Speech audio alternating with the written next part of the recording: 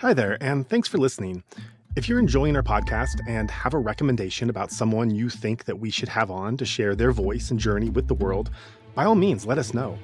It could be an aid worker, monastic, author, journalist, doctor, resistance leader, really anyone with some tie or another to the ongoing situation in Myanmar. To offer up a name, go to our website, insightmyanmar.org, and let us know.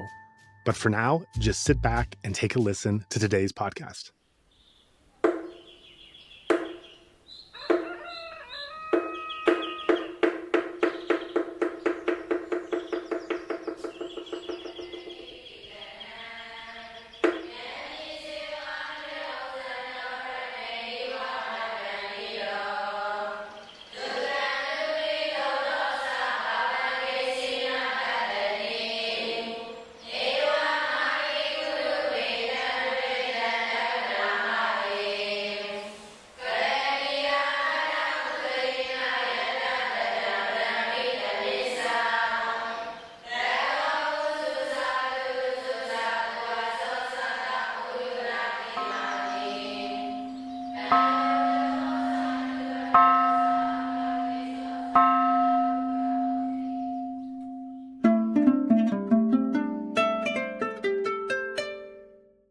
And welcome back. Today we're going to be focusing on the Indian dimension, not so much India's role in the Myanmar crisis, but rather a focus on India's internal views towards Myanmar, towards the ongoing crisis, and the ways in which the crisis have affected India and have affected India-Myanmar relations. And my guest today is someone who has brought a phenomenal wealth of knowledge in the discussions that we've held so far on India-Myanmar situation, in particular on the internal realities of Indian politics. So, Angshuman, I'd like to thank you very much for taking the time to speak to our podcast today, and I'd like to give you the chance to introduce yourself for our audience. Thank you. Thank you for having me on this podcast. I've been a regular listener of your podcasts, and I've learned so much from all the, as you said, phenomenal wealth of knowledge that people have brought in, your guests have brought in. My name is Angshuman. I am a policy analyst and researcher, currently based in Delhi, but I am originally from Assam, in Northeast India, which is pretty close to Myanmar.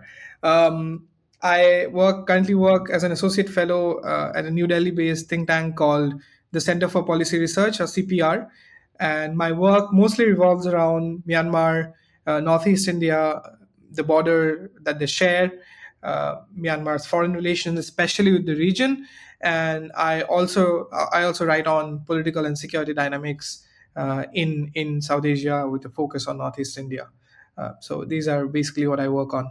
Excellent. I mean, that's quite a lengthy resume there. And I'm glad that you specifically mentioned northeast of India, because it seems to be that whenever Myanmar is mentioned or is brought up, the internal politics of the northeastern parts of India seem to be inextricably linked to the way that India as a whole views and discusses Myanmar and the Myanmar crisis. So can you start talking us through what are the sort of dynamics? Because I know that different states in the northeast of India have very, very different attitudes and relationships towards Myanmar and to refugees who've come from Myanmar. So can you give us an overview of what are the realities on the ground in the northeast?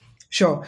I think geographically speaking, given the Northeast is quite close to proximate to Myanmar, and they share a very long border, which is a 1640-kilometer long land border, I think that automatically makes the Northeast of India quite important to in Delhi's mind or in Delhi's strategic calculus as far as Myanmar is concerned. So, and as you said, the security and political dynamics seem to be very, very intrinsically linked and very closely knit with Myanmar. In that sense, some of the political issues and the ethnic armed conflicts that we've seen in the Northeast are actually quite similar to the issues and challenges and the conflicts that have in many ways ravaged Myanmar for decades now. So as regions and as political sort of entities, they are also quite similar. But I think it's not just the Northeast that guides, in many ways, the Indian government's outlook towards Myanmar. There are also broader concerns relating to the geopolitical and geostrategic sort of landscape of South and Southeast Asia. and which have undergone tectonic shifts over the last few decades. So, and these concerns are also to do with what is quote unquote known as national security interests of India. I mean, I'm always keen to debate on this term. What does this really mean? What does national security mean? Is it a static whole, or is it something that can be, defined by a wide range of stakeholders and can be changed from time to time? But there are, as I said, broader political, strategic, and economic interests that India has with Myanmar, which go beyond the northeast. But as far as the northeast is concerned, I think that particular border is the pivot in many ways, India's pivot to Myanmar. The word that India used over the last few years, since 2014, when the Narendra Modi government launched the Actist policy, the phrase that was used for both Northeast India and Myanmar, in fact, is land bridge to Southeast Asia. Right, so Northeast is in many ways seen as a springboard to Myanmar and onward to Southeast Asia. And that's why, under the Actist policy, the Indian government invested a lot of money and diplomatic assets and political assets into Northeast India to build seamless, in many ways, seamless west to east connectivity, overland connectivity, to improve people-to-people contacts, to improve the economic relationship, bilateral trade, including the border trade, which is quite dismal between India and Myanmar. So these were some of the express motivations that they had. But beyond that, I think one motive, in many ways, that recurrently appears in India's narrative on Myanmar is the security of the India-Myanmar border, which runs along India's northeast. Right, so from over the last, I would say, 3 to 4 decades, insurgent groups who are based in the northeast, who have been waging war against India, have found shelter in many cases in western Myanmar, particularly in Sagaing region.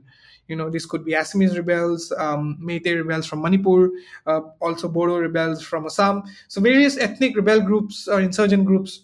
The official term in India is IIG, or Indian insurgent groups.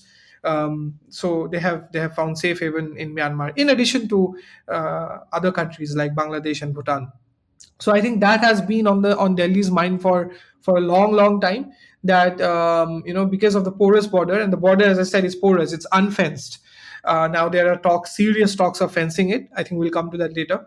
But because the border has always been porous, these insurgents have been able to cross over and build some of their camps in Sagaing region, in many ways transforming parts of Sagaing region into their strategic backyard.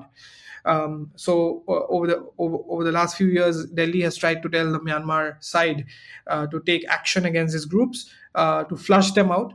And this has happened sometimes it hasn't happened. At times it has happened only notionally. But the security and, in many ways, the integrity of that border is one of the major factors pertaining to Northeast India that have shaped India's policy towards Myanmar.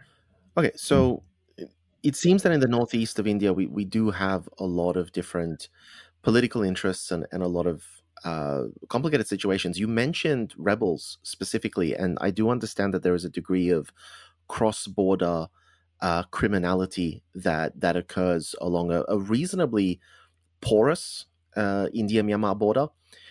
Can you delve a little bit more into that situation? How intense and how serious is this rebel situation in Northeast? Right. So I think it used to be quite, more serious, I would say, than it is now. In the early 2000s, in many ways. In the early 2000s, leading up to, in fact, the late 2000s, which was 2 decades ago almost, a bunch of rebels based in Assam, or belonging to Assam, and Nagaland and Manipur, mostly these 3 states, were being pushed out because of operations by the Indian Army in the northeast. So they were trying to find other safe havens and shelter. So first, many of them went to Bangladesh, but when the government changed, the situation became unfavorable. So then they found shelter in Bhutan.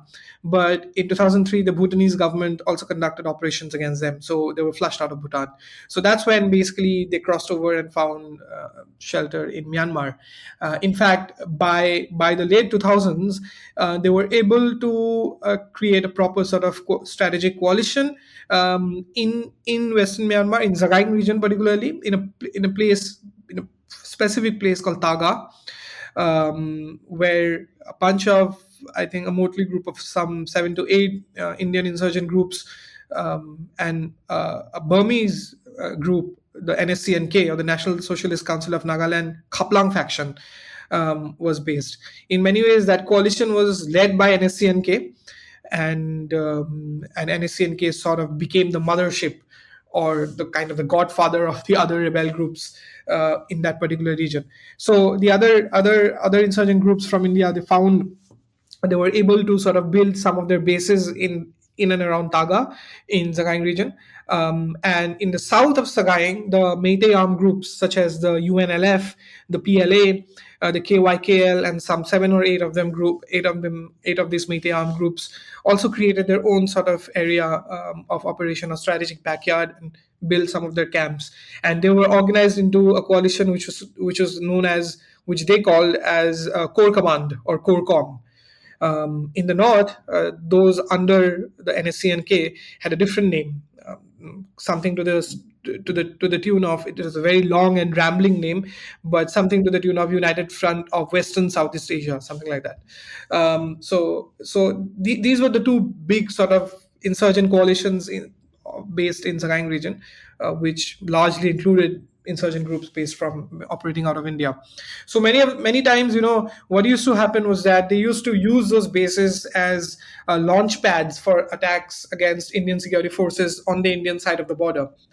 We saw this happening as recently as in 2015, when there was a major ambush against an Indian army convoy in Manipur, in Chandel district of Manipur, where one of the main rebel groups, insurgent groups involved in that was the UNLF, which was a Meitei armed group based in, as I said, southern Sagaing region. So they used to shuttle right across the border, conduct their operations against the Indian security forces, and then go back to Myanmar. So that became a big problem. It also happened in 2021 when there was a major ambush against an Assam Rifles convoy. Assam Rifles is a paramilitary force that guards the India-Myanmar border. So there was a major ambush against an Assam Rifles convoy, which led to the killing of a commanding officer, his wife, and his very young child. And again, Manipuri insurgents and Naga insurgents based in Sagaing region were allegedly involved in that ambush. They crossed over, conducted the ambush, and went back. So you see, this kind of shuttling back and forth across the border has been a concern for the Indian political and security establishment for the longest time. In order to fix the situation, I think what Delhi did for the longest time was, maintain a working relationship with the Myanmar military, and not just that, but also arm the Myanmar military. I think in the first decade of the 2000s, India transferred some very heavy military platforms, like even tanks, assault rifles, mortars, to the Myanmar military, for them to use them to act against these Indian insurgent groups. Now, it's an entirely different matter that the Myanmar military largely did not use these weapons against the Indian insurgent groups. Rather, they used them in other fronts, for example, in the Northern Front, to fight their own dirty wars against ethnic armed organizations. So the Myanmar military never really honored, in that sense, India's security interests around the border. In the last decade, there was closer cooperation. We saw joint counterinsurgency operations along the border. The Myanmar army managed to dismantle the NSCNK camp after the death of Khaplang. In return, the Indian army mobilized some assets along its border to help the Myanmar military conduct operations against the Arakan army. So we saw this kind of quid pro quo coordinated counterinsurgency campaigns along the border in the last decade. So you see, a lot has been happening around this border as far as the security domain or counterinsurgency domain is concerned. I mean, this may be a non-factor for India, but I do wonder was India paying attention to the Rohingya genocide, and more specifically, the fact that some 750,000 refugees crossed out of Myanmar into neighboring Bangladesh? Was there any degree of consideration on the Indian establishment side to think, well, this military, the junta, does not care about their neighbors in Bangladesh. They're happy to burden their neighbors with hundreds of thousands of refugees. They could just as easily turn around and do this to India. Was there a cooling of relations in reaction to what had occurred, or was it sort of believed that, well, maybe they would do this to Bangladesh, but they would never do this to India? Right. So I think the key issue here is that India has good relations. I mean, the key dynamic here is that the India has good relations with both the Bangladeshi government and the Myanmar military. And at that time, even the Suu Kyi government was in power, so it had very good relationships with the Suu Kyi government in Naypyidaw at that time. So, counterintuitively and contrary to what you say, India was never really so bothered about the Rohingya crisis in the sense or along the logic that you said, that if the Myanmar military could push out so many refugees, millions of refugees to nearly a million refugees to Bangladesh, it could do the same to India at some point. But that wasn't really, as I said, counterintuitively, that wasn't really the logic driving India's policy towards Myanmar or its outlook towards the Myanmar military at the time. In fact, we saw that Indian Prime Minister Modi visited Myanmar in September 2017, which was just barely a month after the violence against the Rohingya in Rakhine State began. It was Prime Minister Modi's first bilateral visit to Myanmar, and during that visit, he actually made a very soft, kind of muted, some would say, bilateral statement without mentioning anything about the military's violence against the Rohingya, and merely mentioning, condemning terrorist attacks jointly with the Suu Kyi government at that time. So we see that there continued to be a congruence of,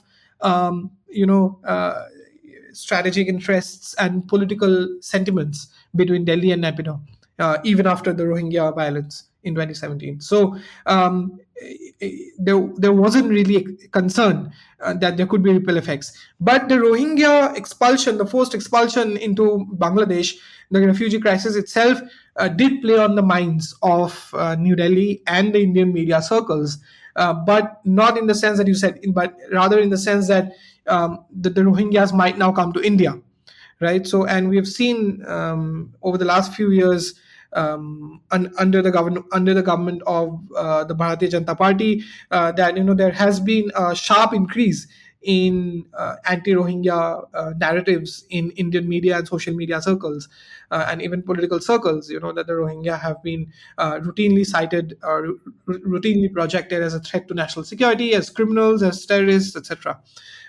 Essentially unwanted outsiders. So I think it is that concern that played on Indian minds, and even I clearly remember when the refugee crisis began in 2017, there were headlines in Indian media, and there was a chatter in Indian media circles that there is a need to fence the India-Myanmar border, although it wasn't really the Indian-Myanmar border that the Rohingya were using to come into India.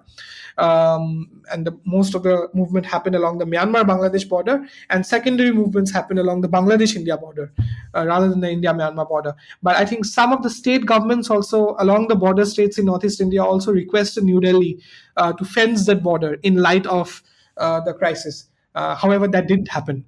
Really, the fencing never happened. In fact, in 2018, India and Myanmar bilaterally formalized the free movement regime, and we can talk about that later. But yeah, I think the Rohingya crisis is largely framed in those terms. And so what makes it interesting is that if we fast forward to the post-coup reality, we do have quite a few refugees who have come across from Myanmar into India. My understanding is in the majority of cases, we are talking about people from Chin state in Myanmar crossing into Mizoram state, where the ethnicities are I've heard some people describe them as the same, but at the very least, the ethnicities are very, very similar. But nonetheless, this does mean that there is a large influx of refugees as a result of this crisis, as a result of what the Myanmar junta have done. Has this had an effect on the way that India views the junta? I think internally there is certainly that thinking, but we haven't seen a sort of expression or iteration of that in public statements really, except for the limited sort of requests or points that the Indian side has made to the junta, that you need to ensure the security of the border, that we are concerned about instability across the border. And the Indian Home Minister late last year, stood up in the Parliament and blamed and linked the current crisis in Manipur, the current conflict in Manipur, with the inflow of Kuki refugees from Myanmar. So, senior figures within the government have stated it in different ways, but not in as many clear words as you said, for example, or as is the logical way to frame that, which is that the refugee crisis is purely a doing of the Myanmar military's actions, including the coup in 2021. That if the coup wouldn't have happened, and the violence that ensued as a result wouldn't have happened, the refugee crisis would never have taken place, and so many refugees wouldn't have entered India. But we haven't really seen India blame the junta for the crisis. In fact, we haven't really seen India blame the junta for anything at all since the coup, or any of the violence. Whenever India has condemned the violence, it has been in sort of in generic terms, in vague and generic terms. For example, asking for cessation of violence from all parties, and generically asking the junta to ensure stability across the border without specifying what stability means or what the source of that instability is. So I think India has avoided pushing the buttons on those things. Interesting. And and I understand that there are very different approaches to the refugees themselves. If I'm correct, the federal establishment in Delhi views the refugees from Myanmar very negatively, but the government in Mizoram state themselves are defending the refugees. Is this causing a bit of a political difficulty for the federal government in India? It is a complicated relationship between Delhi and Mizoram in that sense. It's a as I had used as I written in one of my articles. The term that comes to my mind is kind of a delicate dance of federalism. Between two centers of power at the provincial and federal level. The fact is that the Mizoram state government has been very steadfastly supporting the Myanmar refugees from Myanmar, particularly the Chin refugees from Chin state, who have come after the coup. And Delhi initially wasn't on board. In fact, 1 month after the coup, Delhi issued a directive to the border states along the India-Myanmar border to seal the border and also return the refugees, push the refugees back. I think it redeployed additional forces of the Assam Rifles to make sure that no refugees enter. But the Mizoram state government at that point, which was back then led by Chief Minister Pu Zoramthanga, very openly defied this order. He wrote a letter to PM Modi telling him that this is a humanitarian issue and unfortunately, they cannot follow Delhi's orders on this, and they will shelter no matter what. They will give shelter to the Chin refugees. So it was kind of a very rare defiance of Delhi's directive by a state level chief minister, that to a chief minister who belongs to a party that is a member of the BJP-led coalition at the national level, which is the National Democratic Alliance. So he is a coalition. His party was a coalition member of the BJP, coalition ally of the BJP. So it was quite a unique kind of political event at that time. But now we have a new government in Mizoram, which is led by a party called the ZPM, Zoram People's Movement, which came to power in December. But even this party is equally supportive of the Myanmar refugees. And what we have seen is that since actually Pu Zoramthanga's refusal to listen to Delhi, I think the federal government, the Modi government, has given that space to Mizoram to informally support the refugees, right? In return for sort of in return for a good political relationship with Aizawl, which Delhi very much wants. Now Aizawl, given its position, is an important sort of player in Northeast India, and also with respect to various players within Western Myanmar, right? Because the Chins and the Mizos come from the same ethnic group. So the Mizo civil society and the political class have historically entrenched relationships across the border. This makes them a valuable asset to Delhi in many ways. So I think Delhi recognizes that very well. Delhi recognizes that it cannot push the Mizoram government to a corner over this issue. So it has allowed the Mizo civil society and the state government to do whatever it wants to in many ways to support the refugees. But in one complication here is that Mizoram is a small, in many ways, cash-strapped state. It's a financially constrained state, and Mizoram's capacity to prop up this mechanism of humanitarian support for the refugees is, I would say, limited because of its financial constraints. So the Mizoram state government has been asking Delhi to monetarily help out or logistically help out in many ways. In their endeavor to support the refugees. Delhi hasn't been very forthcoming on that. It hasn't really publicly financially supported the Mizoram government in that sense, except for some money that it has provided on and off, but very little in the larger scheme of things, pocket change in many ways. So I think Mizoram government would like Delhi to support its efforts more, because if it reaches the capacity of providing humanitarian aid financially, I think things could start, the boat could start rocking in that sense. But then, because of these very financial situations that you talk about, we've seen that many of the refugees have tried to leave Mizoram and have traveled further to the west, trying to find opportunities for themselves in larger urban areas. And this, of course, now means that they're moving out of the territory in which they are at least morally being supported, and they're moving more towards regions that are dominated by peoples who don't feel an inherent kinship to the Chin/Mizo people. So what impact is that having on the rest of India? Yeah, I think as far as I'm aware, there have been movements of fresh refugees to the cities in India, like mostly northern India, like Delhi. But those movements, I would say, the quantum of those movements has still been lesser than movements in the previous waves, refugee waves in the 90s and 2000s.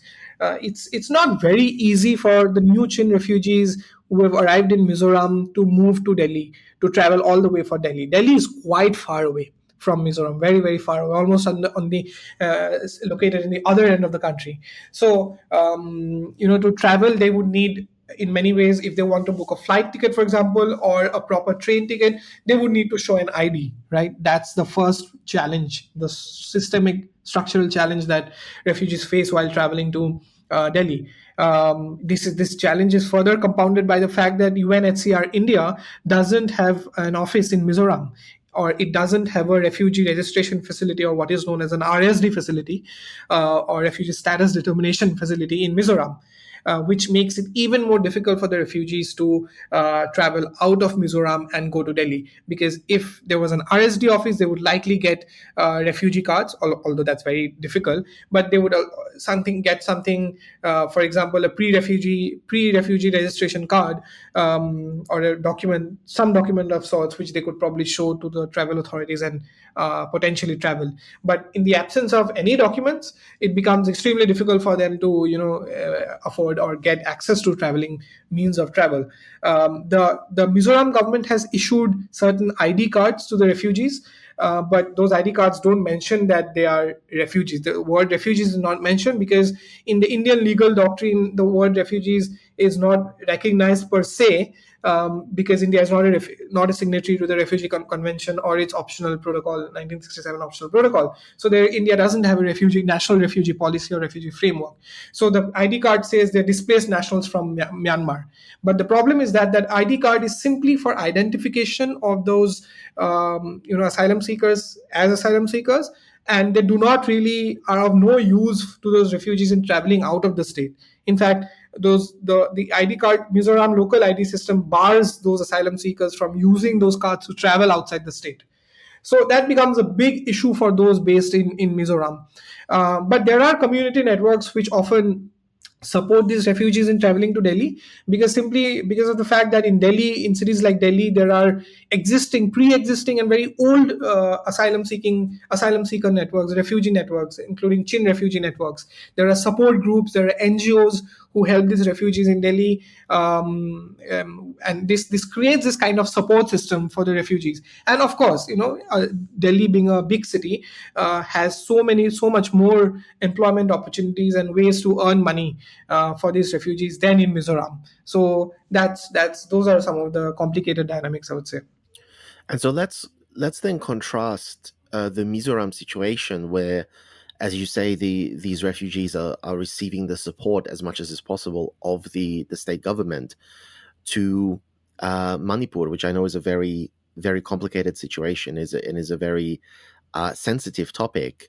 But it seems to be that they're very close to each other, and yet there is a very stark contrast between the way that these refugees are being seen in Mizoram and the way that they're being treated in Manipur. Can you explain that sort of dynamic to us? Yeah, again, the dynamics between Mizoram and Manipur, I would say, differ significantly because of a few reasons. And the first reason is state support. In Mizoram, there is state government support for the refugees.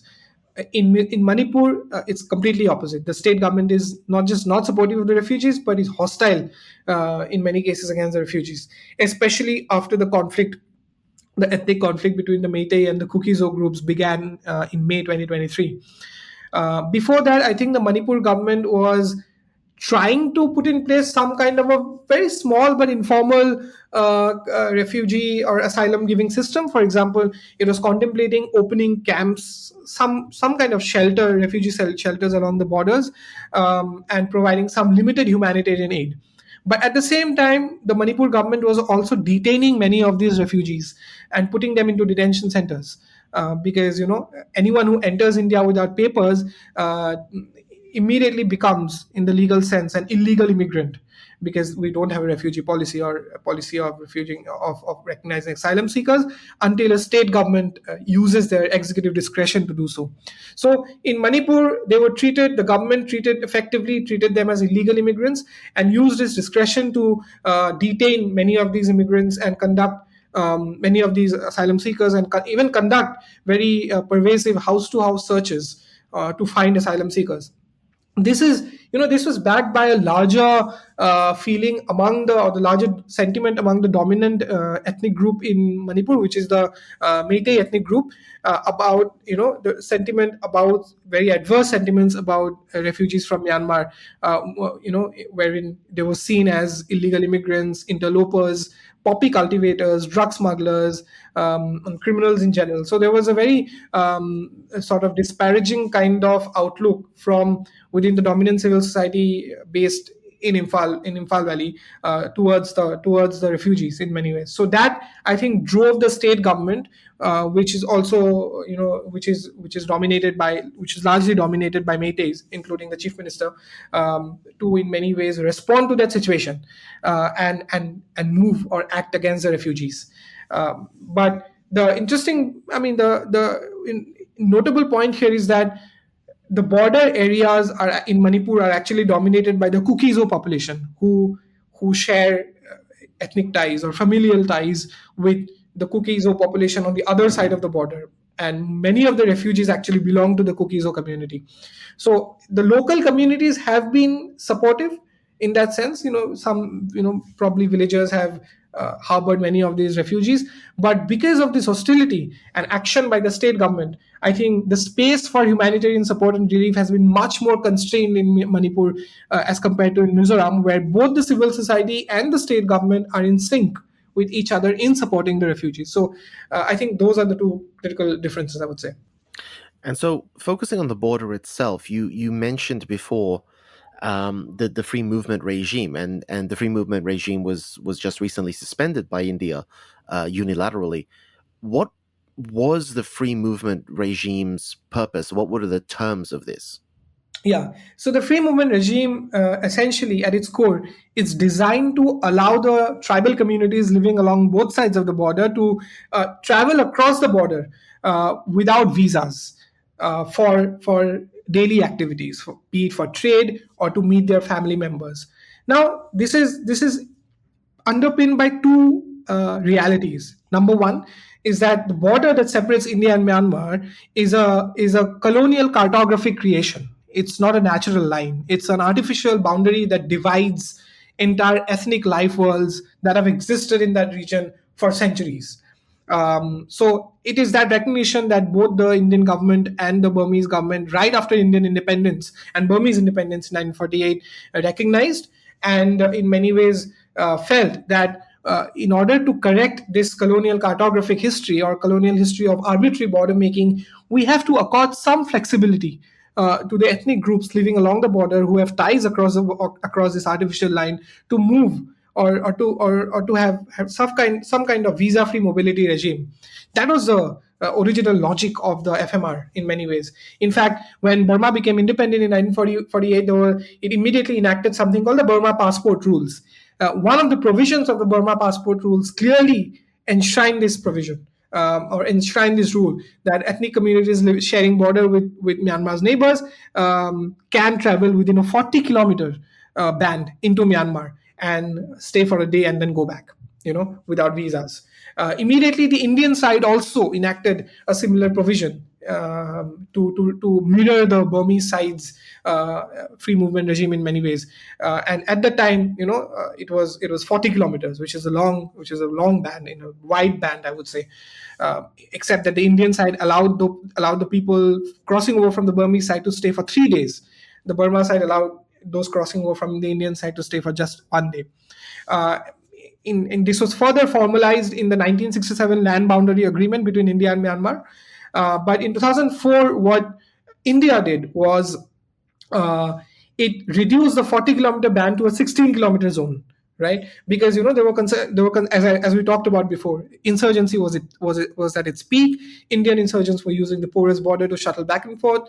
So New Delhi thought that it's time to review the FMR, but the free movement regime, and not completely withdraw it. So what it did was essentially revisit the whole regime and reduce the mobility space to 16 kilometer, and that stayed on for the next almost 2 decades, until 2018, when India, the Indian government, the Modi government, and the Aung San Suu Kyi government on the Myanmar side came together and for the first time bilaterally formalized the free movement regime in a bilateral land boundary agreement. And because so far it was just basically two unilateral regimes on both sides, often out of sync. But for the first time, they formalized this regime on bilaterally agreeing on the 16-kilometer band, right? And the express logic given by the Indian side was to facilitate more people-to-people contacts, better trade connectivity, etc. And at the time, remember that India had just a few years ago in 2014 launched the Act East policy. And one of the key drivers of the Act East policy was to build better trade connectivity, better people-to-people linkages between India and Myanmar, and also, of course, build better roads. So in many ways, that was the zeitgeist of the time, right? To have an open border policy, to look east, and not just look east, but also act east. And look east came in 91. So the Modi government even took it one step further. So that was what the mood was back then. But things changed completely after last May, when the Manipur conflict began, and demand from the Manipur political class, including the state government and the Meitei civil society, to fence that border and revoke the FMR became even louder. And it's to be noted, what's interesting is that the Meitei civil society had been asking for a revocation of this free movement regime for many years now, actually. But the government did not do that. Because the government recognized the importance and the value of the free movement regime in facilitating better people-to-people contacts. But the May conflict, the ethnic conflict that began in May last year, I think was the crossover point, even for New Delhi. And since then, the pressure to close this border from the Meitei civil society and political class has been mounting. And yesterday, India's Ministry of Home Affairs announced that it was suspending the free movement regime. In many ways, it's an unilateral suspension of the regime because the FMR was formalized bilaterally in 2018, and we haven't heard anything from the Myanmar civilian side yet. So India effectively unilaterally walked out of that regime. Now, this could sharpen tensions along the border, because the ethnic communities who live along the border really value this open border policy, and they see this revocation as a challenge to their ethnic life or to their political culture, their sort of social culture of crossing the border and coming back. So I think this might create some serious political complications for Delhi. And so I just want to get a clearer picture of this. With the free movement, did you still have to cross at a specific border checkpoint and get your passport stamped? Or was it sort of unregulated movement across the border with no record keeping? Yeah, so before 2018, they could cross from any point. So in 2018, as part of the basically the formalization of the bilateral agreement that India had with Myanmar, some additional checks and regulations were introduced, which is that people could cross with certain permits. They could apply for like annual pass or annual permit, which from the local authorities, and there were a couple of checkpoints were established. One of them was the More Tamu checkpoint. The other was the Zokathari Khodar checkpoint in Mizoram. So these formal border crossing points are established, which would be used by the people living along the border, using their permits to cross the border and then come back. Right. So I think in 2018, those additional checks were introduced in many ways. So, the FMR was already quite heavily regulated. It's not like people could, just cross and come back. But informally, crossings were happening all across the border simply because of the fact that it's a very, very rough border. It's difficult for the Assam Rifles or the state police forces to man that border closely because it passes through such difficult terrain. Many of the terrain is completely inaccessible because they run through very densely forested hills, river in valleys, etc. So it's quite difficult to police that border. Secondly, that border and for the same reason, that border remains almost completely unfenced, except a 10-kilometer stretch in Manipur. So because of the lack of fencing, local communities used to shuttle back and forth. And I think the Indian establishment, including the security forces along the border, were aware of these informal crossings, but there was no proactive attempt to really stop them because, there was an understanding, an informal, a very profound understanding that, look, this is an open border. These people have been living here since time immemorial. They have been crossing back and forth. What's the sense in stopping them and creating sort of new waves of discontent along the border? So I think that kind of informal understanding was embedded in the Indian security establishment's psyche, I would say.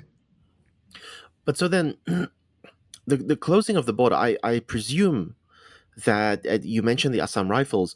I presume that there is no level of control by state-level governments, for example, the government of Mizoram, over the protection of the border, which is to say, it seems that although the federal government was unable to convince Mizoram to turn their refugees around, by closing the border in this way and by deploying extra reinforcements to the Assam Rifles, they may be trying to just sort of cut out the Mizoram government entirely and just stem the ability of refugees to get to Mizoram in the first place. Is that what's going on here?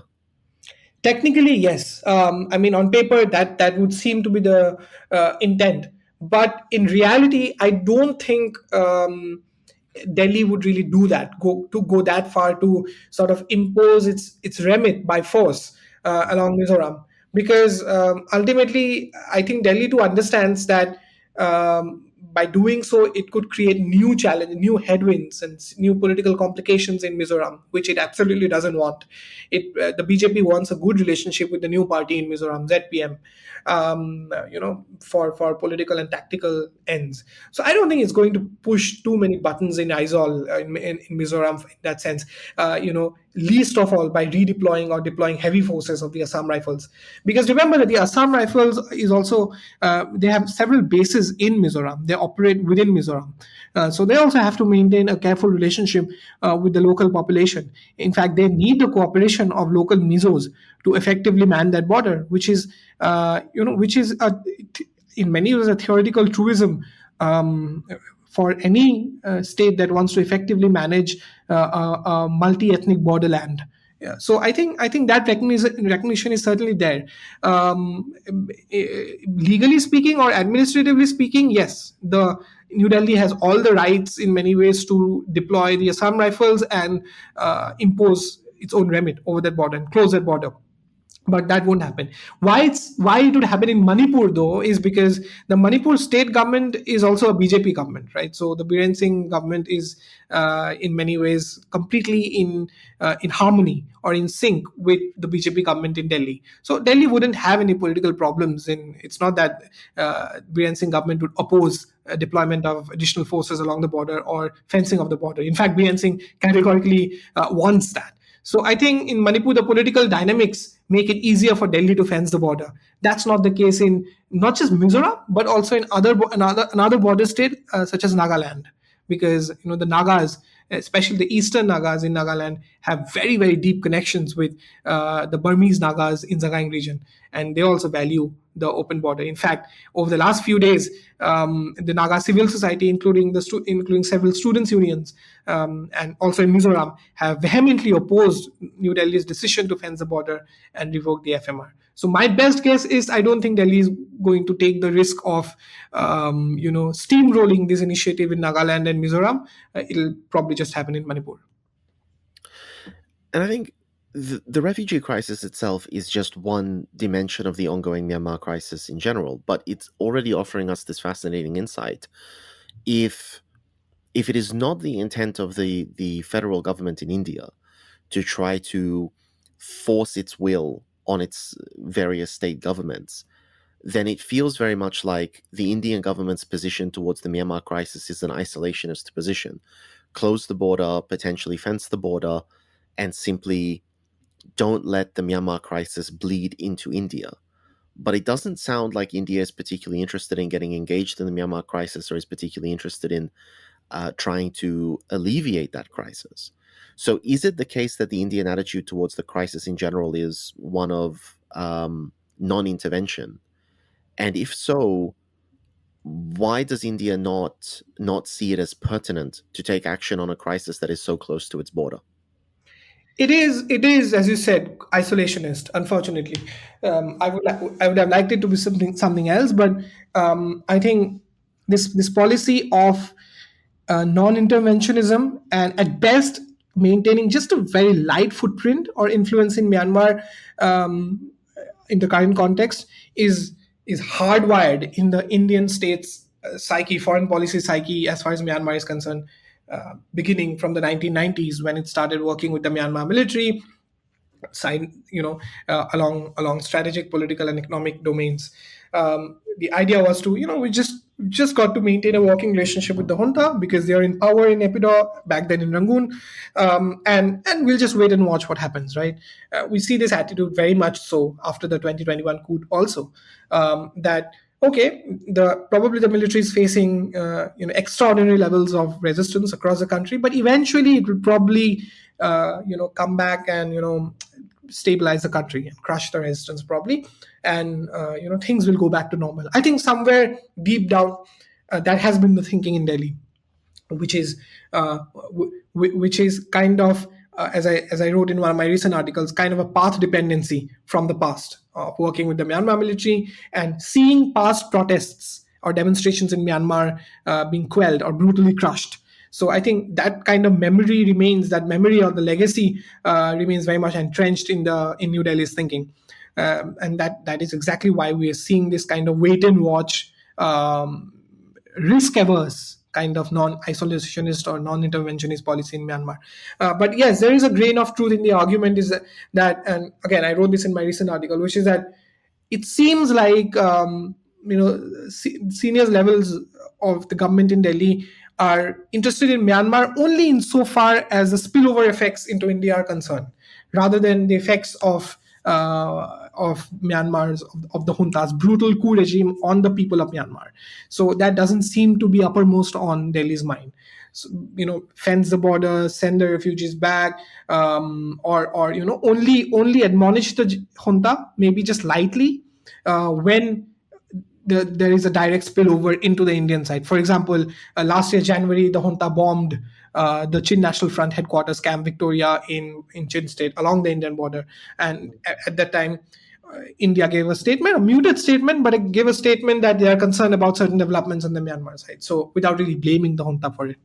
So, we see that India remains very hypersensitive to the junta sentiments in many ways, that it believes that if it gives a strong statement, it might lose access to the junta, it might lose access to the so-called power corridors of Naypyidaw, and then things will go all wrong, and the junta will, move deeper into the lap of China. I think this is an anachronistic reading, misleading kind of reading of the situation, because if India really wants to maintain a footprint in Myanmar, the right way to go about it would be to diversify its strategic and relationships with other parties in Myanmar, most prominently the NUG, the PDFs, and the EAOs along the borders to start with.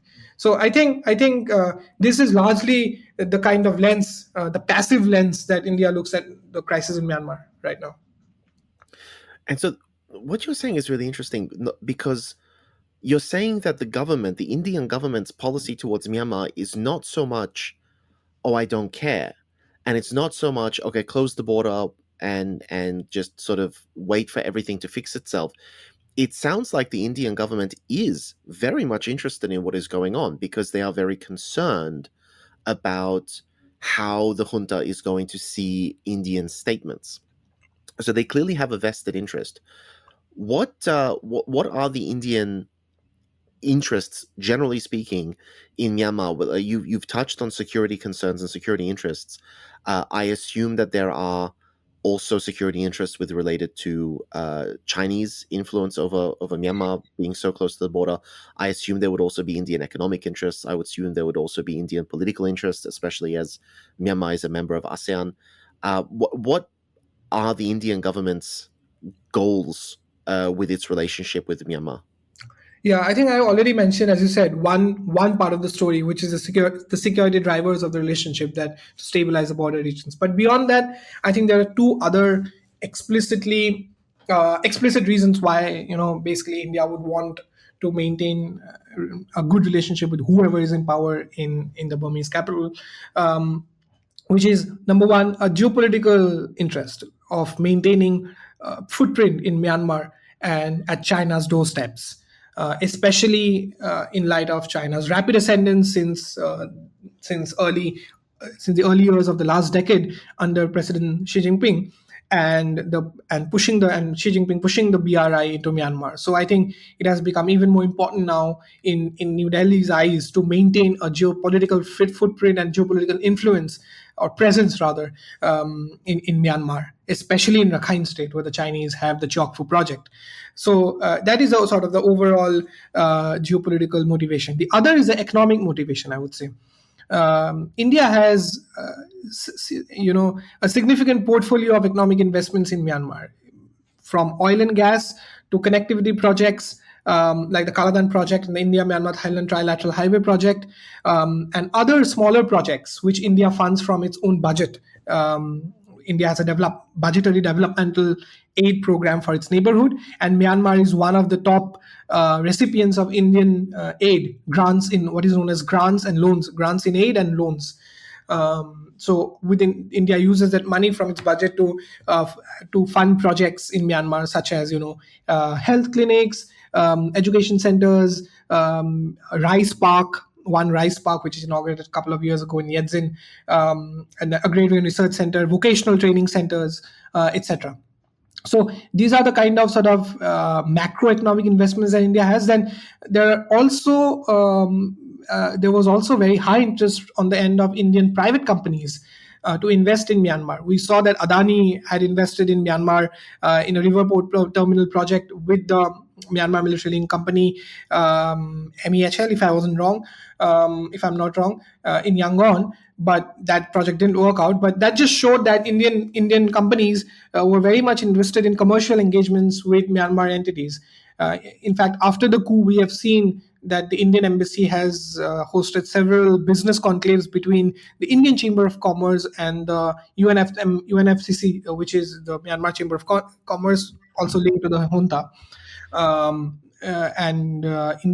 India also remains, in addition to these private investments, India also remains a trade partner, important bilateral trade partner with Myanmar. In fact, very surprisingly, rather very fascinatingly, despite the coup, bilateral trade levels between India and Myanmar haven't really dipped significantly. India imports pulses and rice from Myanmar, and sends a bunch of raw materials and finished products, including electronic goods, automobile parts, to Myanmar. So they have a decent bilateral trade relationship. So this is sort of the ecosystem of the economic relationship between both countries, and all of this is framed by the larger motivation of India building better political and economic relationship with Southeast Asia in general. First, with the inauguration of the Look East policy in 1991, and then upgrading of the Look East policy into Act East policy in 2014. So there is a larger sort of geopolitical framework which is guiding this kind of outreach. Also remember that Myanmar is part of the BIMSTEC, which is the Bay of Bengal initiative, multi-sectoral initiative. Myanmar is one of the only two Southeast Asian countries, ASEAN countries, in addition to Thailand, who are part of the BIMSTEC initiative.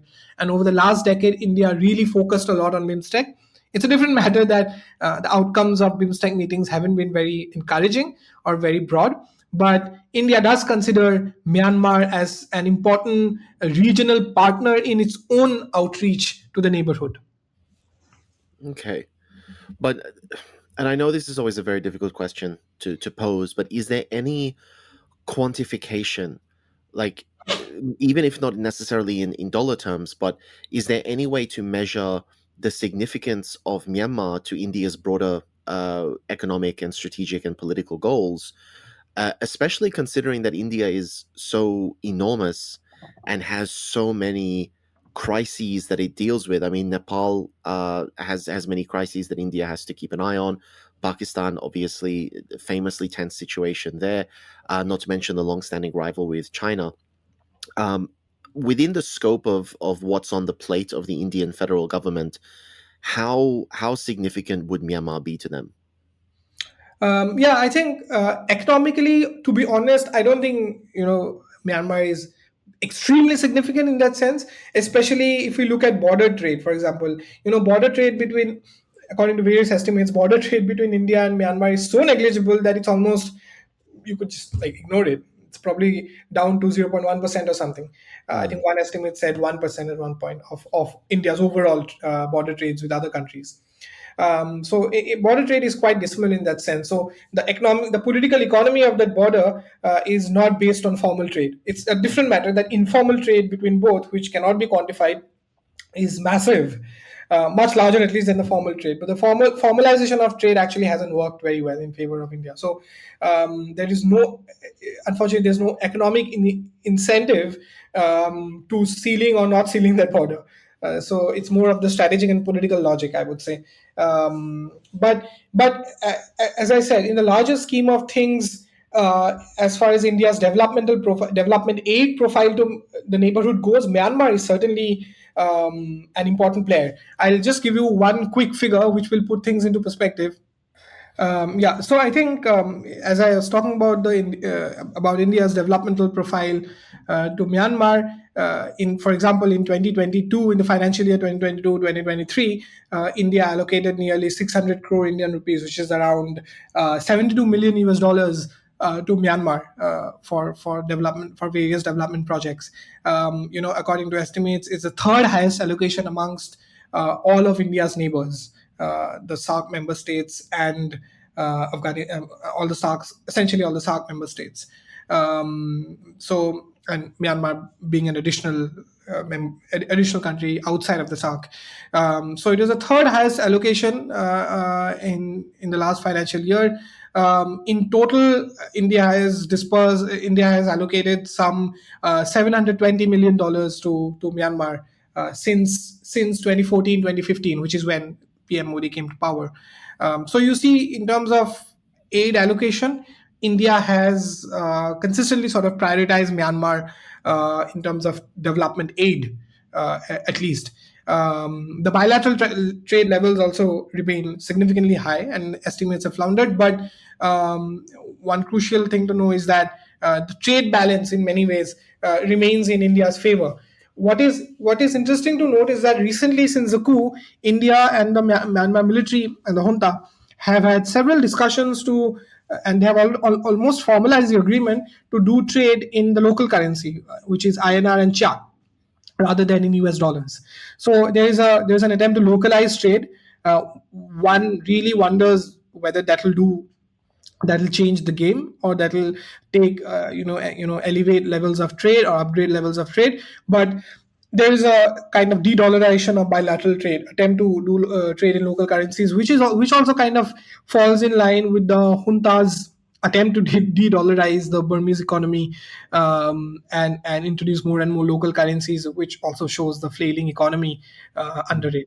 So I think in many ways, both India and Myanmar have been working have been working towards strengthening the economic relationship. And after the coup, as I said, we see that India remains keen on taking that forward. Interesting. I want to just jump back a little bit to something that you said a while ago. I don't know whether you were just speaking off the cuff or whether you were choosing your words very carefully, but you did say that the Indian government is interested in working with, and I quote, whoever is in Naypyidaw. And I want to see, how you meant that turn of phrase. Are we to understand that the Indian government is not fundamentally ideologically married to the junta, that they would be willing to work with any functioning government in Myanmar as long as they can see benefit in doing so, as long as they can see India's interests being furthered in doing so? Or is there still, as you referenced earlier in the interview, this old style of thinking where the belief is that, well, the junta are the people that we work with because the junta are the people that we've always worked with? What's the attitude if things were to change? It is. I didn't use those words just sort of out of I mean, in random terms, but I basically use this word because it is really it is that Indian policy. It is that policy in Delhi, which is often termed as pragmatism, and the shift from supporting pro-democracy forces to working with whoever is in power with the in Naypyidaw or Rangoon at that time was even in fact flagged as a shift from idealism to pragmatism. So this idea of working with whoever is in power is often, as I said, in the Indian system and within the foreign policy commentariat, characterized as a pragmatic foreign policy. I mean, I often differ on that. I disagree on that characterization, but this is how generally pragmatism is understood, which is a very kind of utilitarian way of looking at foreign policy, and very utilitarian at best and selfish at worst, right? So in many ways, so it is that policy that, as long as we are able to maintain a working relationship with the main sort of the key power center in Myanmar, then we are sorted, that we can take care of our own interests. And really this came to being, this came to being in the last decade during the period of democratic transition, where there were two clear power centers, the civilian government and the Myanmar military. But the fact that India not just maintained its relationship with the Myanmar military, but also upgraded and became much closer to the Myanmar military, even through the years of the democratic transition, really showed the thinking in Delhi that the Myanmar military is not going anywhere anytime soon. They really saw the Myanmar military as a formidable political force, not just a security actor, but a key political force in Myanmar. So that was the thinking that, look, we have to engage with the Myanmar military no matter what transition or whatever is going on. The Myanmar military could probably pull the plug at any point, which happened, but at least they tried to. But this was kind of the conservative orthodox thinking in Delhi at that time. So they made sure that they maintained a working relationship with the Burmese generals, in addition to working with the Suu Kyi government, because yes, the Suu Kyi, Delhi knew that Aung San Suu Kyi is quite popular in Myanmar. She's a tour de force as far as the Myanmar's political spectrum is concerned, and that recognition was very much there in India's mind, and that is exactly why India really embraced also the Suu Kyi government and was comfortable working with the Suu Kyi government in many ways. So I think this is the dynamic, or this is sort of the thinking or ideology that has guided India's policy. So this pragmatism, or we might even term it, realpolitik, this is something that we see coming out of China as well, Yes. and we have seen for quite some time. But one very important distinction is that recently it seems that Beijing has looked at the military junta and said, these people are not only incapable of delivering the strategic, the economic, and the political circumstances that we need, they are also uninterested in bringing about stability in the country, and liberating people from the scam centers, for example, KK Park, for example, Shwe Kok Ko. And yet, from talking to you, it sounds like the Indian establishment has not yet come to the conclusion, or I would say actually the realization, that the military junta is not going to bring about the stability, the political partnership, the economic partnership, the political partnership that India requires of Myanmar. Why? I mean, surely they can see the same things that the rest of us can see. The same information is available. Why is it that India does not seem to have come to this conclusion? Yeah, I think regarding the Chinese comparison, it's an interesting comparison because ideally, a policy of realpolitik would mean that you also adapt yourself to the changing situation in order to fulfill or protect your own strategic, political, and economic interests. It doesn't really mean, very conservatively sticking to your old diplomatic playbook, no matter what happens on the ground. In fact, that's contrary to realpolitik. So I think it's a misnomer to characterize India's policy as either pragmatic or realpolitik, because a very good argument could be made that pragmatism in the current sense, from the Indian point of view, looking from New Delhi's vantage point, would be to diversify its relationship and start working with the pro-democracy side. But that's not been happening. Why that's not been happening? Again, it goes back to what I mentioned earlier, right? There is this very deeply hardwired path dependency in Delhi's mind, or in Delhi, of working with the Myanmar military, which was which was fortified in the last decade. And this belief, this very, very strong belief, based on past events or based on recent history, that whatever Myanmar is going through right now, whatever the Myanmar military is facing right now, is perhaps temporary, and things would come back to the center or come back to the median status quo in the near future. Having said this, I think Operation 1027 and the events that have followed, including the capture of large swathes of territory in Chin State, and including southern Chin State, northern Chin State, and northern Rakhine State, and also Sagaing region, right across the Indian border, have triggered some subtle shifts in New Delhi's mind, in the system, that in the Indian system, regarding Myanmar. I think there is, for the first time, a serious realization that the Myanmar military is really collapsing. It's really falling, and the ground reality is shifting. And what you said about the same information being available to you and to India is also an important point, because I don't think the problem in India is of intelligence collection. I think Indian intelligence has a very deep and broad network, including and a very diversified network, including India's foreign intelligence and India's military intelligence, which is quite active on Myanmar. So I think they have all the information on the ground. They have very granular information, detailed information on what's going on. And the security and defense establishment probably even knows very well that the junta is rapidly hurtling towards a total collapse. That battalions after battalions are surrendering, and in today's day and age, you don't even have to have a proper intelligence or setup to know what's happening in Myanmar. You just go on Twitter, you find out, right? So I don't think that they don't know that. The problem is whether that intelligence is adding up to a political decision making, or whether that intelligence is being interpreted in the right context, and with the right conviction. So I think the problem is the traveling up of intelligence upstream, from bottom up, to the highest levels of the political decision making structure in Delhi, or the highest strategic decision making structure within our defense forces. So probably it is at that level that the intelligence is either being underread, and I hope it's being underread rather than being misread completely. So and this kind of inertia or passivity of working and doing something, or going out of the old playbook to do something new, I think is most visible in the topmost levels of the administration.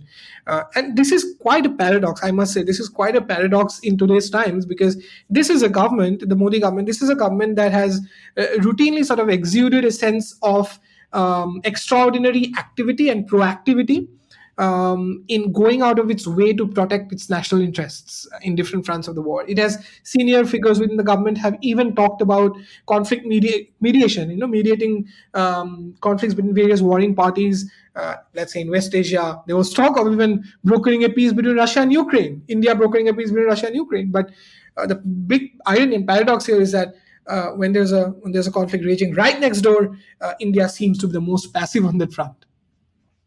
I mean, this is a very strange dynamic, and at the risk of sort of taking the interview in a direction we were not anticipating, the idea of mediating a conflict, it seems to be very popular. It seems to be, something that we've heard China talk about, we've heard ASEAN talking about it, we've heard a lot of commentators talking about things like mediating, bringing everyone to the negotiating table and finding compromise.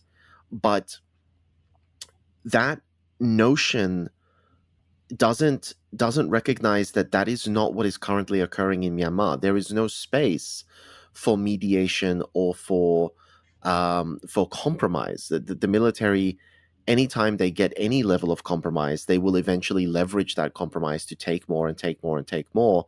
And if the people don't voluntarily give them the whole cake, the military will just have a coup and take the whole cake, or at least attempt to. So it even that, the notion that this could be a case, a call for mediation, to me indicates that there's not so much a realistic understanding of what is the most efficient path forward for Indian interests, and still that sort of back of the mind urge to go back to something familiar, go back to the status quo, go back to a situation where you can continue to deal with and talk with and trade with the business partners, the stakeholders, the counterparts that you've cultivated relationships with over the previous years and decades. Maybe I'm wrong, but that's how I feel. That's how I would interpret the move, the call to say, well, let's mediate this type of a conflict. Absolutely. I think that's a part of the conservative foreign policy thinking that's very much entrenched, not in Delhi, but also in parts of the West.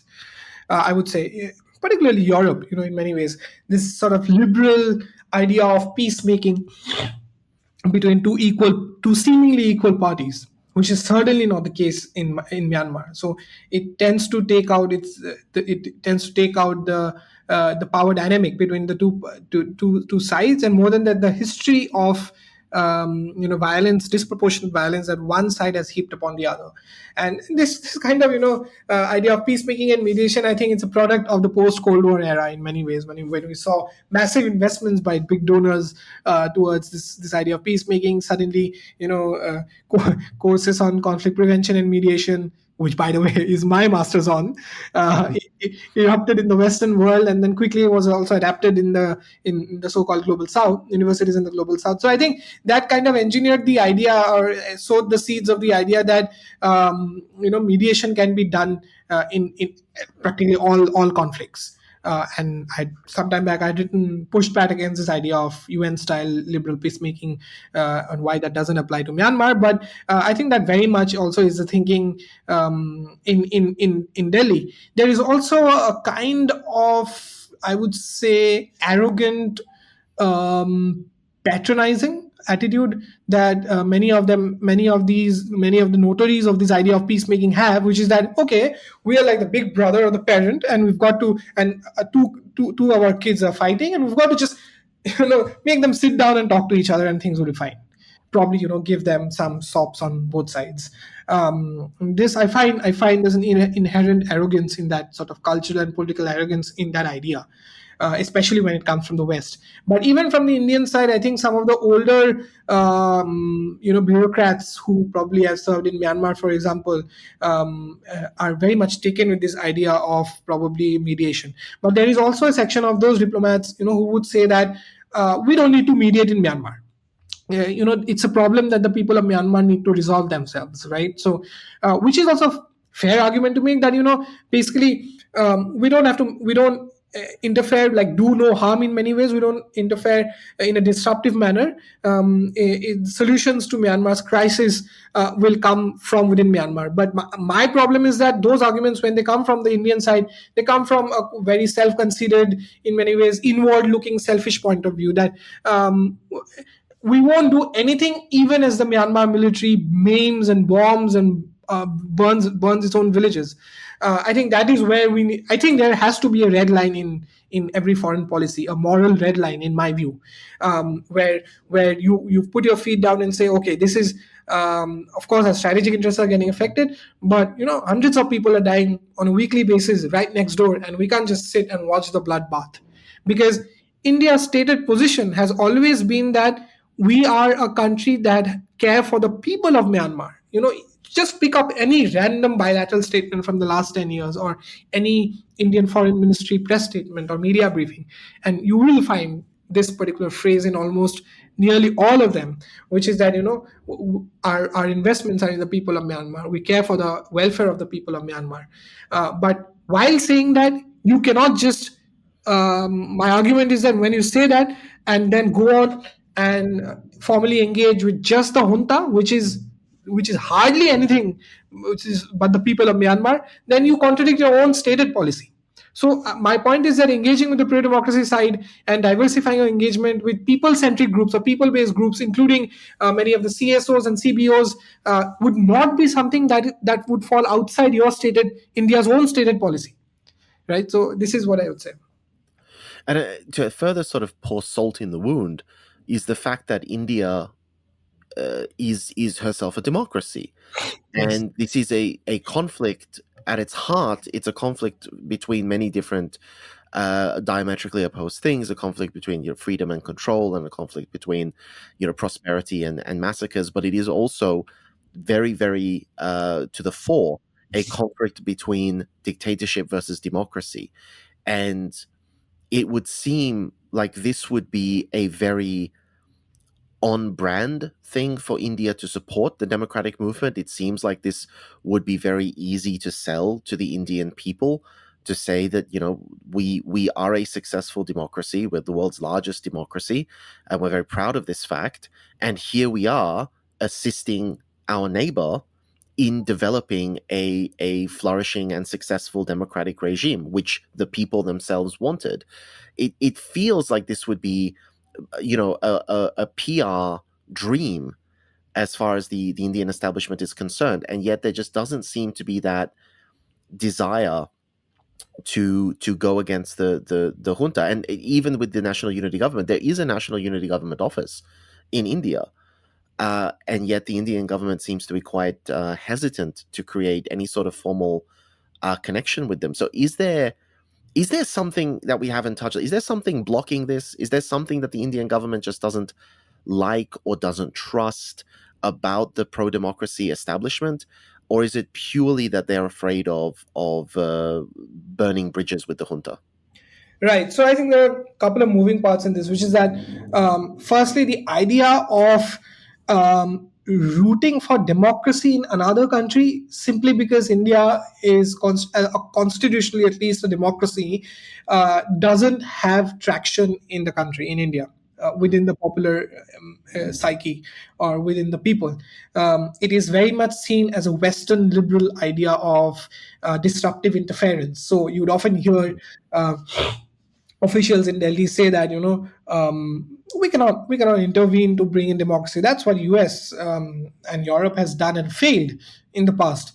So, and particularly the experiences of Iraq, Afghanistan, etc., I think had a significant ripple effect also on the Indian psyche that yes, we are a democracy. We will flaunt our democracy. We are proud of our democratic credentials, but that's it. We're not going to do anything to mobilize or mobilize democratic ethos in some other countries against their wishes, or more than that, on our terms in many ways. But this is what is interesting is that this does not mean that India hasn't done anything on the democratic sort of cooperation front. In the last 1 decade, during the democratic transition, India used to run a program of what is known as democratic capacity building in Myanmar, which is that it used to it used to bring parliamentarians from Myanmar and political figures from Myanmar and train them in parliamentary values, in parliamentary norms, and in federalism, etc. Because India is not just democracy; it's also federal democracy. So, in that sense, it's quite the model of Indian federal democracy is quite an asset for those in Myanmar who are currently sort of drafting the idea of the vision of a future federal democratic union in Myanmar. And if you read Indian statements, recent statements, India has emphasized this particular phrase repeatedly: that it wishes to say federal democratic union in Myanmar, right? So very much in line with what the revolutionary forces are saying or have been saying since even before the coup, right? In many ways. So I think that model on paper definitely exists. So as for and it ends at capacity building level cooperation rather than normative cooperation. in the sense. So India remains hesitant of that kind of normatively pushing the idea of democracy in another country. That's one thing. The other thing I think is important to understand is that democracy, in the conventional liberal sense of the word, has lost steam in India today in many ways. We are very much constitutionally, as I said, a democracy, and the Indian leadership, including Prime Minister Modi, routinely goes abroad and talks about how, in many ways, democracy was born in the Indian subcontinent. That ancient Indian kingdoms or statelets were some of the first democratic polities in this part of the world, probably the entire world. So he talks about the ancient democratic credentials of India or Indian culture, and he even used a word which has since kind of become a lexicon for the ruling party, which is the mother of that India is a mother of democracy, a quote unquote mother of democracy. But ironically, we have also seen a sharp democratic backslide in many ways on political freedom, civil rights, media rights, etc., and more importantly on pluralism or secularism in India. So from a purely liberal, secular, constitutional democracy, at least on paper, I'm not saying India was always a purely secular democracy. There were serious problems even before BJP came to power. But we have seen a more visible sort of shift from a constitutional liberal democracy or secular democracy to a kind of constitutional majoritarian democracy. So I think in that sense, this liberal idea, of the standard idea that we understand, or when it's a democracy, when the government would try to sell that idea to the Indian public, especially on exporting that idea to Myanmar, I don't think there would be a positive response. So I think that's the other driver. And I'm glad you mentioned that sort of majoritarian element, because there is a slightly strange and awkward link between politics and society in Myanmar and in India. And that is, in India, we've seen the rise of Hindutva nationalism, and Myanmar has seen a rise in Buddhist nationalism, most famously under the Mabata group, and they went under different names previously, headed by Uiratu, who was the face of Buddhist terror on Time magazine and all of these sorts of things. These are two different religions, Hinduism and Buddhism. Although Buddhism, from my understanding, and I'm not a theologist, Buddhism did ultimately come from a Hindu environment and evolved out of many of the elements of Hindu thought and Hindu culture, and is itself a religion that comes from India proper and was exported to most of Southeast Asia. Is there a link between these movements? There seem to be some similarities in the ways that they carried themselves and in the groups that they seem to focus on, but do they have any sort of links? Yes, that's a very interesting question. In fact, it's a complex question. And there are two layers to this, as I said. The one layer is that the Indian government of late, the Modi government, has been very proactively using what is known as cultural diplomacy to fortify its linkages with Southeast Asian countries. In fact, cultural diplomacy has been a very, very significant pillar or pivot within activist policy.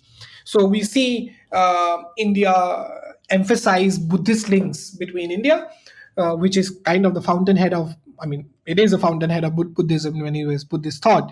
The Buddha attained nirvana in Gaya in India. So, in many ways, India has been emphasizing or highlighting those connections and between India and Southeast Asia, those cultural linkages, particularly around Buddhism. Also because Buddhism was exported to Southeast Asia from India, and so was Hinduism in the early, around the late 10th, 11th century, beginning from the around 8th century AD. So leading up to all the way leading up to 12th and 13th centuries. After that, there was a shift in many ways to Buddhism, but in many ways these were all cultural exports from India. So India has been trying very hard over the last few years to emphasize those connections, and they have also created something. This government has created something called the Buddhist Circuit, which encourages monks from Southeast Asian countries, including Myanmar, to travel to India for pilgrimage, particularly to Bodh Gaya in Bihar. We have seen several flights from Myanmar to Bodh Gaya in recent times, and people traveling, and particularly monks traveling for pilgrimages to Bodh Gaya. So, and we have also seen the Indian government finance the reconstruction, not just finance, but actually literally physically help through the Archaeological Survey of India to reconstruct and in many ways to restore Buddhist sites across Southeast Asia, including in Siem Reap, in Cambodia, and in Pakan in Myanmar, Western Myanmar. So I think Bago region, if I'm not wrong. So in India has been investing in those kind of cultural linkages of late, which fall within this broad and I would say rather vague spectrum of cultural diplomacy. I mean, we're not really sure what really entails, what are the contours of cultural diplomacy in that sense, but that is one layer. The other layer is along a more sort of non-government, bottom-up and organic connection between Hindu nationalist thought and right-wing Buddhist ultra-nationalist thought in many ways. So we have seen that many Hindutva activists and provocateurs in the last few years have used the Buddhist nationalist example, ultra-nationalist example, especially on the Rohingya front, the violence against the Rohingya and the provocative speeches, hate speech that were made by many of the Buddhist ultranationalist monks, including Viratu, against Rohingya Muslims. They have made direct references to those to kind of rile up sentiments within their own followers in India. We saw this happen in late 2021. In December 2021, there was this kind of what is known as Dharm Sansad, or in English, it means a religious parliament in the holy pilgrimage town, North Indian town of Haridwar, where a huge, massive crowd of Hindu seers, like monks, gathered for 2 days and gave very, very provocative speeches, including it's all reported in the media. And during those speeches, I think one of the monks made a very clear reference to the Rohingya Muslim violence against the Rohingya Muslim in Rakhine State, referring to that as a positive example, in many ways an example to be followed by Indian Hindus against Muslims. So he directly used those examples in many ways. So I think there are those kind of organic connections which are not really at a formal state level, but many of these figures have been photographed with senior figures within the ruling party, for example. So they're close to the sort of Hindu nationalist ecosystem, which currently is the dominant political framework in the country. So these are the two sort of levels of connection that we see between kind of Hindu political thought and Buddhist political thought. So what this sort of tells us, other than the terrifying passion for Islamophobia, but what this seems to tell us is that there are a lot of different independent layers that are at play here. The connections between various socially and religiously interested groups. We've spoken about the economic interests, and you spoke about groups like Adani. I mean, Adani is an independent person. He's not, as far as I know, within the political establishment. He's just phenomenally wealthy, and he starts a lot of businesses. Media, public opinion. There are a lot of different layers of this. The question that I have is there conflict internally within India with different groups who have different views and different perspectives of the Myanmar conflict? Do we have a situation where someone will be lobbying for one type of a governmental response because they want a specific economic circumstance to be brought into existence? Other people will be lobbying for a different type of governmental response because they have an ideological or theological sort of objective that they're trying to pursue.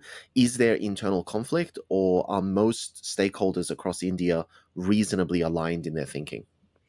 I think there are serious internal differences within the political and ideological spectrum in India. And although, as I said, the dominant framework seems to be a Hindu nationalist framework today, political framework, but there are various groups, social groups, economic groups, and political groups, or political interest groups in many ways, pressure groups in many ways, who do not agree with this dominant framework and have been pushing back using various means in various platforms. But those differences, I fear, haven't really spilled over into the Myanmar issue rather.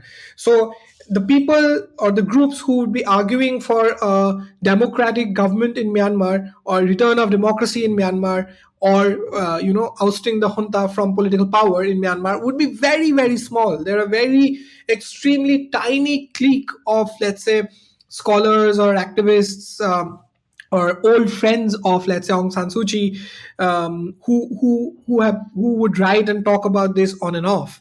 But as far as Myanmar is concerned, I think there is almost an across the board consensus, which is the dominant consensus, that we've got to play safe.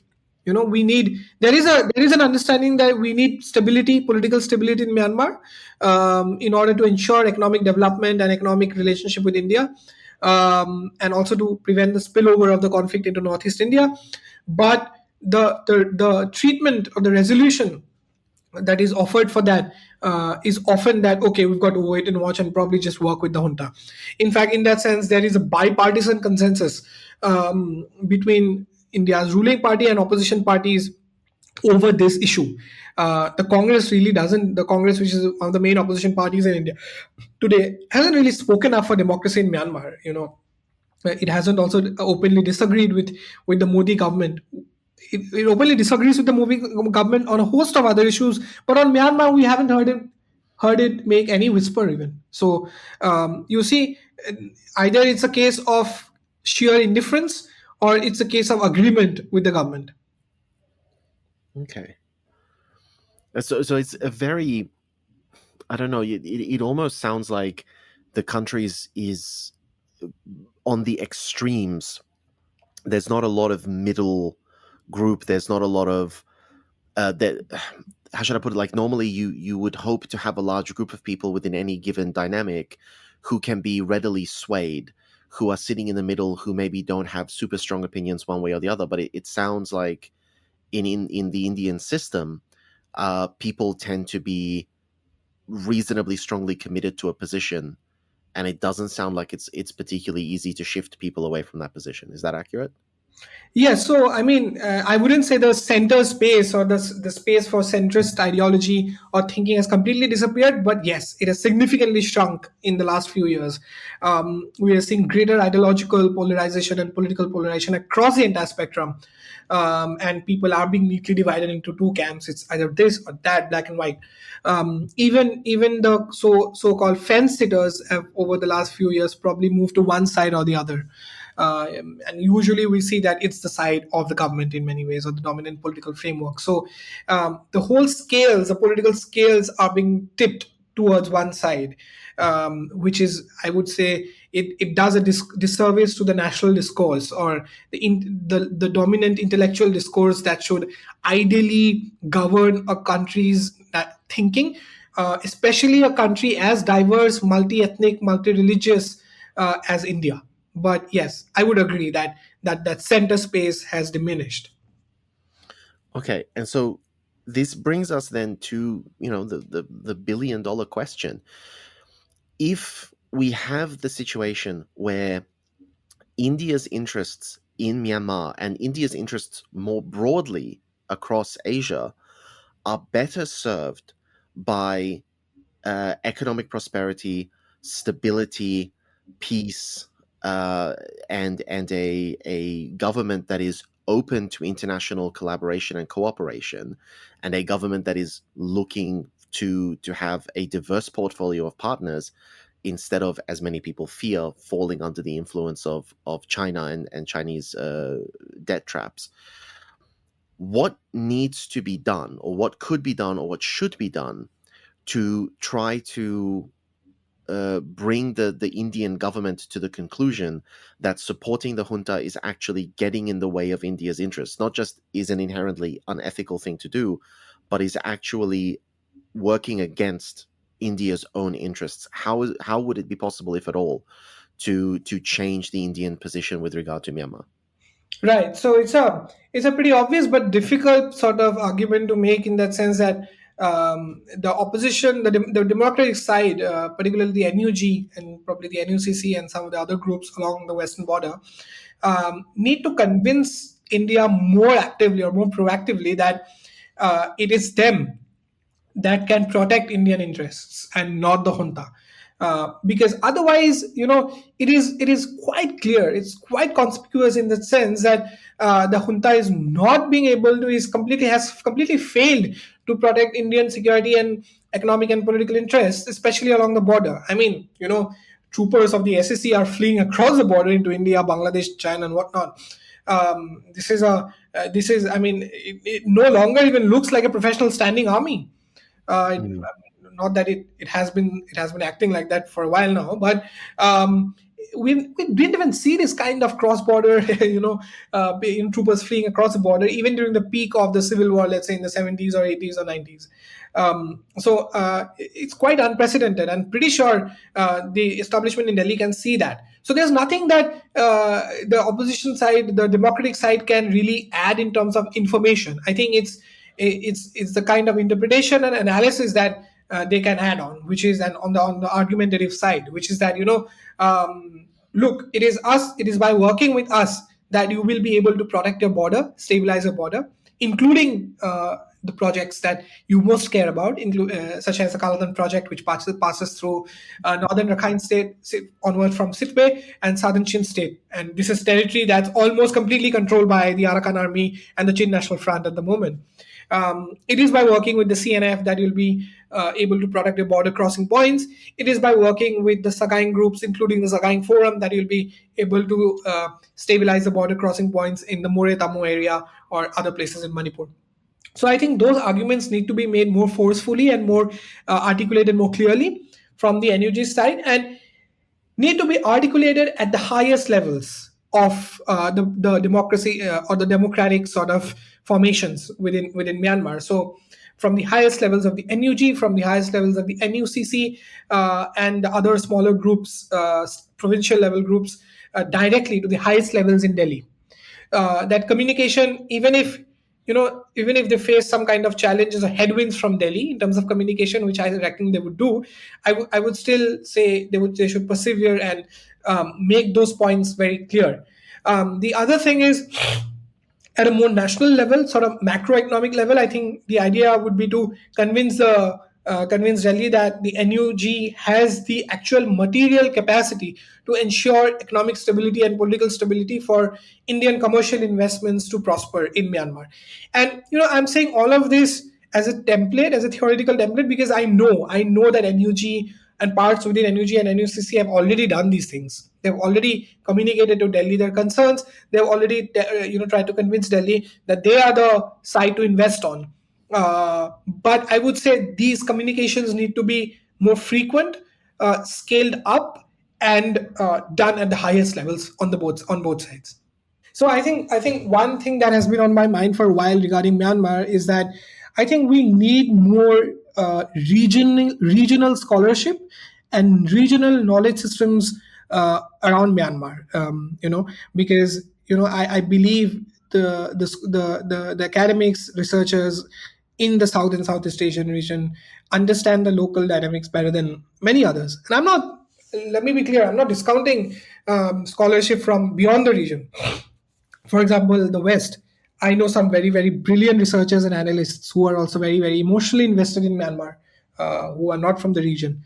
And I regularly read their work and I respect their work. But it's always stark to me to sometimes often realize that scholarship on Myanmar, the regional scholarship on Myanmar is actually quite sparse. We need more investments, intellectual investments in Myanmar in the right context, and not just from a purely securitized and political point of view, but also from the cultural and social points of view, social vantage points. And something that I've been doing very often these days, which is rigorously revisiting the history of Myanmar, of course, but also the history of Myanmar's relationship with its surrounding regions, including Thailand, India, and China.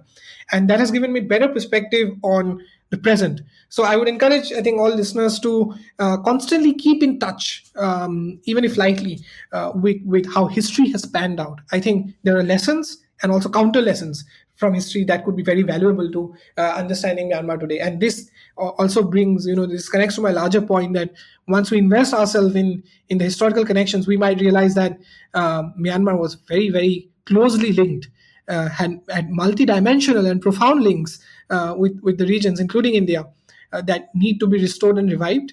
And in order to get over the compulsions of a heavily securitized way of looking at Myanmar that we see, unfortunately, have seen in the last few decades coming from the region.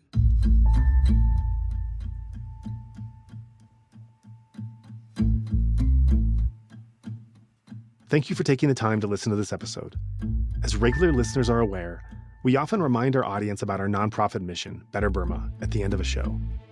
Truth be told, fundraising is hard work, and I can personally attest to the fact that it's really no fun to keep asking for contributions. Yet, the situation on the ground now in Myanmar is so distressing that we continue to do so on behalf of the Burmese people. What is most helpful at this time are recurring donations, which help alleviate both the stress and time involved in fundraising. If you are able to pledge a certain amount per month, our team can plan around having at least a consistent minimum amount to work within each month. If you would like to join in our mission to support those in Myanmar who are being impacted by the military coup, we welcome your contribution in any form, currency, or transfer method. Your donation will go on to support a wide range of humanitarian and media missions, aiding those local communities who need it most. Donations are directed to such causes as the Civil Disobedience Movement, CDM, families of deceased victims, internally displaced person IDP camps, food for impoverished communities, military defection campaigns, undercover journalists, refugee camps, monasteries and nunneries, education initiatives, the purchasing of protective equipment and medical supplies, COVID relief, and more. We also make sure that our donation fund supports a diverse range of religious and ethnic groups across the country. We invite you to visit our website to learn more about past projects, as well as upcoming needs. You can give a general donation or earmark your contribution to a specific activity or project you would like to support, perhaps even something you heard about in this very episode. All of this humanitarian work is carried out by our nonprofit mission, Better Burma. Any donation you give on our Insight Myanmar website is directed towards this fund. Alternatively, you can also visit the Better Burma website, betterburma.org, and donate directly there. In either case, your donation goes to the same cause, and both websites accept credit card.